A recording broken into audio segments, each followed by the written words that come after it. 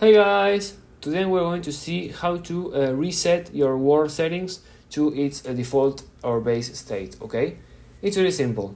All you have to do is click on, open the register editor, which you can do by searching here registry, and it will appear right here, registry editor.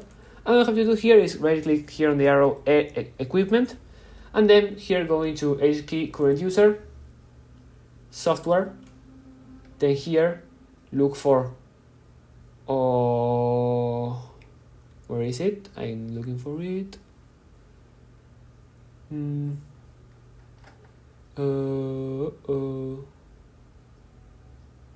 Microsoft, here it is. And then go for where is it? Office, and then Word, okay? After finding Word, all you have to do is just right click it and then clicking delete, okay? Don't worry, you're not deleting Word or anything like that. Once you delete the file and then open Word again, this file will regenerate and all your settings will be reset and return to 0, okay, essentially. Thank you guys for watching today's tutorial. If you have any questions, please leave them in the comment section down below, and if not, I will see you next time. See ya!